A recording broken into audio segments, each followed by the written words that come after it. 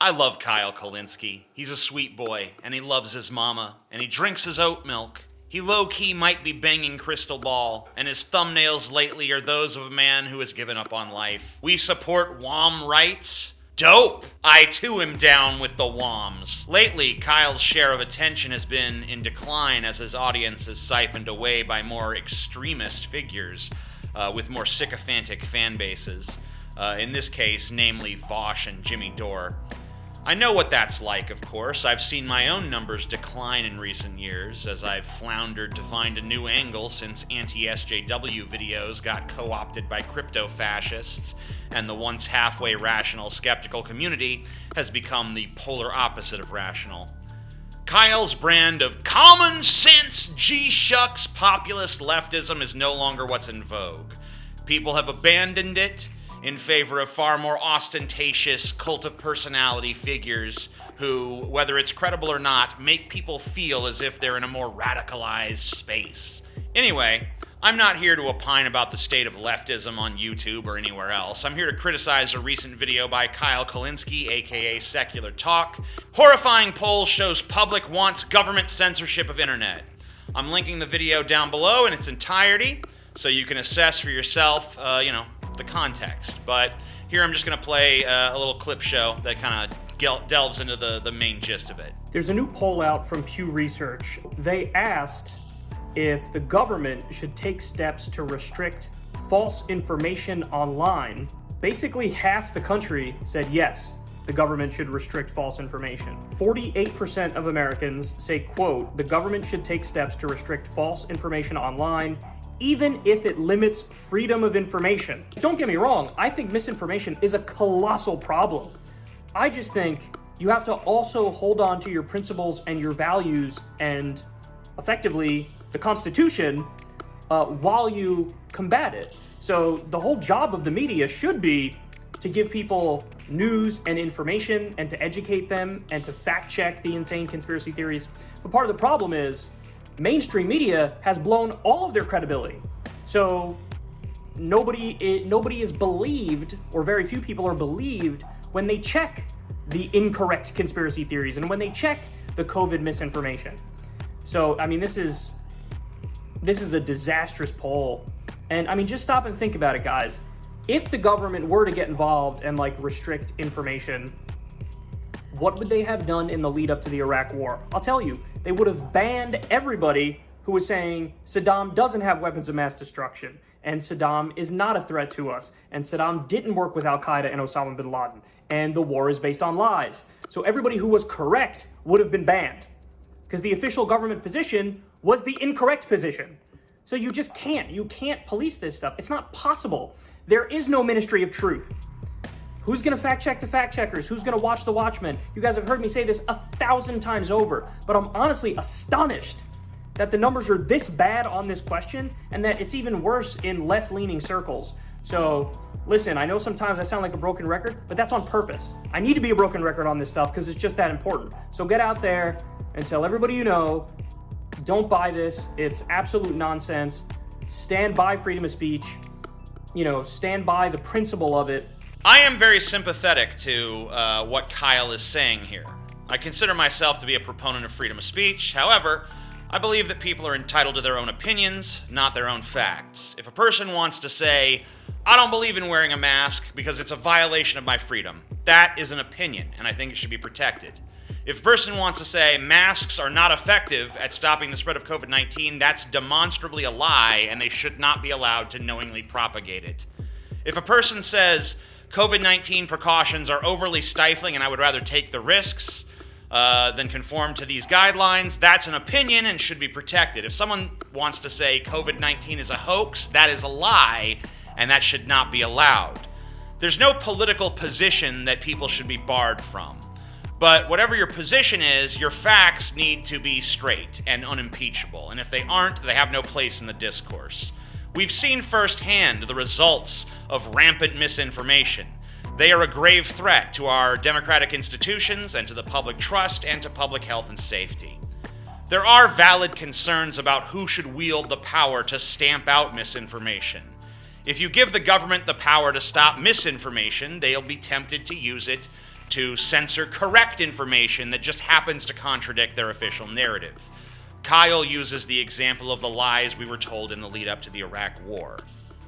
There are also valid concerns about the epistemological criteria used to determine what is and what is not factual. For instance, one could claim that COVID-19 escaped from a lab in Wuhan, China. One could even claim that it was released intentionally as a bioweapon by the CCP. These claims, while often disputed and typically politically motivated, are not demonstrably false. We do not know precisely the origins of COVID-19. I think that what needs to happen is this. There needs to be a government administration that is made up entirely of scientists who are appointed to their position based on the merits of their scientific achievements and not based on their politics.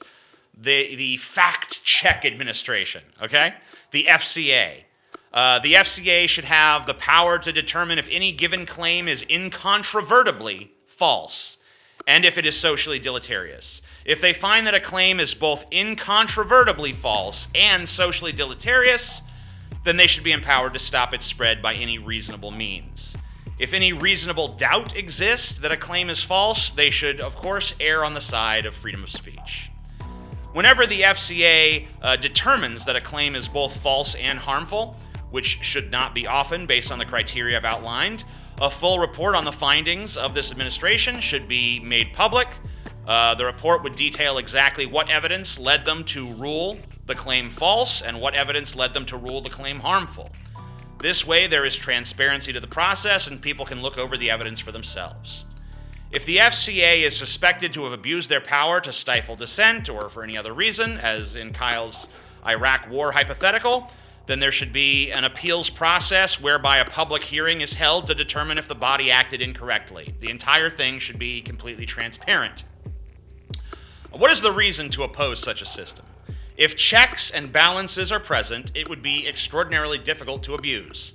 If the epistemological safeguards err on the side of freedom, it should not prevent anything other than demonstrable falsehoods. Freedom of speech should not mean the freedom to spread misinformation. It should mean the freedom to speak whatever opinion you want to, regardless of whether or not it's popular. The only people who should oppose such a system are those who need lies to sell their agenda. I don't particularly think that their right to do so is of any particular value to our society. I don't think it represents a freedom that is worth preserving. I don't think that making people play by the rules of reality is a threat to freedom of speech.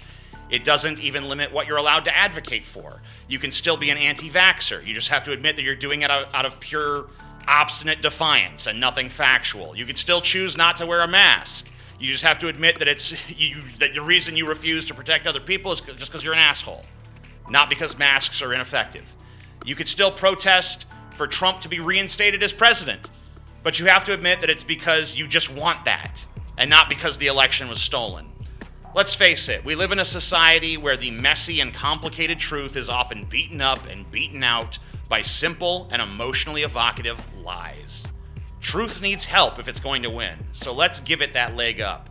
The idea apparently already has popular support. Half the country's on board. Half the country is sick of the lies. Half the country is ready to see the political charlatans and fraudsters get gagged. And to me, that's an encouraging sign that we have not yet completely lost our minds. Would any body empowered to stop misinformation need massive checks and balances? Of course. Would it need to be extraordinarily transparent and open to public scrutiny? Yes. Would it need to prove the falsehood of a statement beyond any reasonable doubt? Yes. Is it impossible to do so? No. Is it a threat to civil liberties? No more than any other power structure, if it's done correctly. So I think Kyle is dead wrong on this. He is arguing principle over practicality. He is arguing this position as if the last 2 years had not happened. His take on this issue, in my view, leads us further down a post-truth rabbit hole where facts and reason no longer matter, and our civilization, our democracy, our freedom will not survive under those conditions. That's my take, but I'd love to hear your thoughts. Do you agree? Do you disagree? Is there something I'm just not seeing? Is there something you'd like to add? Is there food for thought you would like to offer up? Leave it in the comments section down below, and don't forget to rate and subscribe. My love shines radiant upon you. Peace. No malarkey, Jack. Back in my day, we didn't have any entertainment at all, except for the old Scranton village elder. He only had 2 teeth. But that guy had a million stories. I ain't joking, Fat. We'd sit in the cold every night to hear him tell the tale of the cat he ate once. Nowadays, what with the mobile pages and the web phones and Netscapes and whatnot, it's hard to figure out what even to watch. Most days I'll just surf AOL. Lost, Jack. How do I click off the page? Why are there so many browsers open? It's all too goddamn much if you ask me. Now listen, Fat, I've got your solution. It's called the Pessimist Productions Patreon. You can click the link below and bam, all the entertainment you need, Jack. It's like Willy Wink, you know, the chocolate factory thing. Hundreds of exclusive shows. I ain't kidding. Exclusive streams, more news. You can't go wrong. So cancel that AOL. Join the Pessimist Productions Patreon now. Don't wait, or you'll be sorry, Jack.